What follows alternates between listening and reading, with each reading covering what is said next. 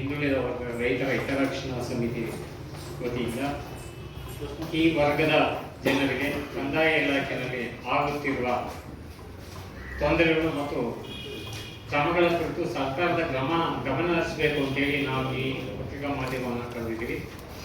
ಮೊದಲನೇದಾಗಿ ದರ್ಖಾಸ್ತು ಕೋಡಿಯಾಗಿ ಹಲವಾರು ವರ್ಷಗಳಿಂದ ಅದನ್ನ ಪಾಣಿನಲ್ಲಿ ಇನ್ಕಾರ್ಪೊರೇಟ್ ಮಾಡ್ದೇನೆ ಹಲವಾರು ವರ್ಷಗಳು ಕೆಲವು ತಾಲೂಕುಗಳಲ್ಲಿ ಅದನ್ನ ಅನುಪಾಲನೆ ಮಾಡಿದ್ರೆ ವಿಳಂಬ ಮಾಡಿದ್ರೆ 3-4 ವರ್ಷ 5 ವರ್ಷ ಹಂಗೆ ಪೆಂಡಿಂಗ್ ಇದ್ದಾರೆ. ಇದನ್ನ ಸರ್ಕಾರದವರು ಇಂಥ ಅಧಿಕಾರಿಗಳ ವಿರುದ್ಧ ಕ್ರಮ ತಗೋಬೇಕು ಅಂತೇಳಿ ನಾವು ಸರ್ಕಾರವನ್ನು ಒತ್ತಾಯ ಮಾಡ್ತಾ ಇದ್ದೇವೆ.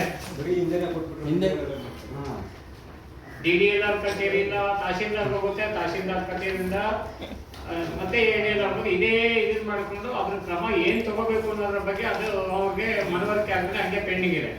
ಸೊ ಇದನ್ನ ಸರ್ಕಾರ ಕೂಡಲೇ ಇದನ್ನ ಬೋಡಿ ಮಾಡಿಸ್ಕೊಳ್ಳೋದೇ ಒಂದು ದೊಡ್ಡ ಕಷ್ಟ.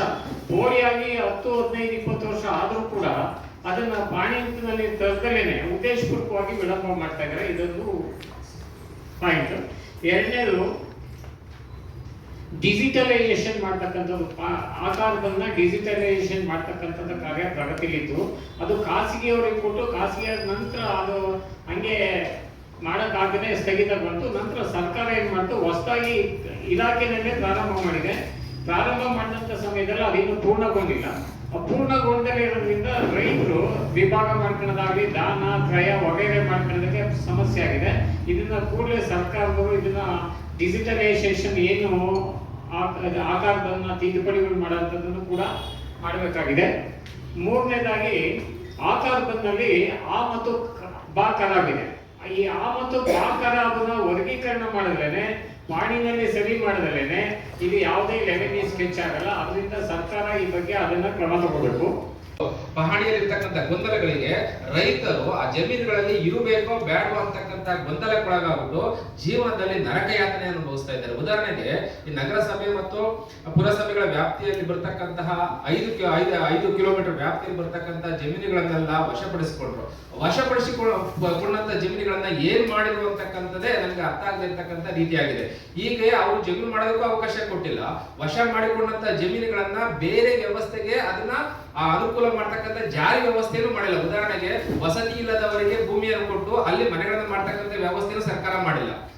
ಮತ್ತೆ ಅಲ್ಲಿ ಪಾರ್ಕ್ ಮಾಡ್ತಕ್ಕಂಥ ವ್ಯವಸ್ಥೆ, ಅಲ್ಲಿ ಸ್ವಿಮ್ಮಿಂಗ್ ಪೂಲ್ ಮಾಡ್ತಕ್ಕಂಥ ವ್ಯವಸ್ಥೆ, ನಾಗರಿಕರಿಗೆ ಏನು ಸವಲತ್ತು ಮಾಡಬೇಕು ಆ ಕೆಲಸನೂ ಮಾಡಿಲ್ಲ. ರೈತರಿಂದ 5 ಕಿಲೋಮೀಟರ್ 10 ಕಿಲೋಮೀಟರ್ ವ್ಯಾಪ್ತಿಯಲ್ಲಿ ಇರ್ತಕ್ಕಂಥ ಜಮೀನನ್ನು ವಶಪಡಿಸಿಕೊಂಡ್ರು. ವಶಪಡಿಸಿಕೊಂಡ ಜಮೀನುಗಳನ್ನ ಹಾಗೆ ಇಟ್ಕೊಂಡಿದ್ದಾರೆ. ಈಗ ಮುಖ್ಯಮಂತ್ರಿಗಳ 1 ಲಕ್ಷ ಬಹುಮಹಡಿ ಕಟ್ಟಡವನ್ನು ಮಾಡಿದ್ದಾರೆ. ಹೆಸರಿಗೋಸ್ಕರ ಮಾಡ್ತಾ ಇದ್ದಾರೆ. ಕೆಲವೊಂದು ಜಾಗಗಳನ್ನ ಮಾಡಿದ್ದಾರೆ. ಆ ಮಾಡಿದ ಆ ಜಾಗಕ್ಕೆ ಹೋದಂತ ಸಂದರ್ಭದಲ್ಲಿ ಅಲ್ಲಿ ರೈತರು ಕೇಸ್ ಮಾಡ್ಕೊಂಡು ಅದನ್ನ ಇದು ಮಾಡ್ಕೊಂಡ್ಬಿಟ್ಟು ಅಲ್ಲಿ ಮನೆ ಕಟ್ಟಲಿಕ್ಕೆ ಆಗ್ತಿಲ್ಲ, ಸಮಸ್ಯೆಗಳನ್ನ ಮಾಡ್ಕೊಂಡಿದ್ದಾರೆ. ಆದ್ರೆ ನಿಖರವಾಗಿರ್ತಕ್ಕಂಥ ಜಮೀನುಗಳಲ್ಲಿ ಸಾಕಷ್ಟು ಎಕರೆ ಜಮೀನುಗಳಿದಾವೆ. ಆ ಜಮೀನುಗಳನ್ನ ವಶಪಡಿಸಿಕೊಂಡು ಅಲ್ಲಿ ಮನೆಗಳನ್ನ ಮಾಡಿದ್ರೆ ಸಾಕಷ್ಟು ಜನರಿಗೆ ಆಗ್ತಿತ್ತು. ಆದ್ರೆ ಈ ಸರ್ಕಾರ ಏನ್ ಮಾಡ್ತಾ ಇದೆ ಅಂತಂದ್ರೆ ರೈತರಿಗೆ ಮತ್ತು ನಾಗರಿಕರಿಗೆ ಕಣ್ಣುರಿಸುವ ಕೆಲಸವನ್ನ ಮಾಡಿದರೆ ಕಾರ್ಯಕ್ರಮಗಳನ್ನ ಜಾರಿಗೆ ತರತಕ್ಕಂಥಲ್ಲಿ ವಿಫಲರಾಗಿದ್ದಾರೆ.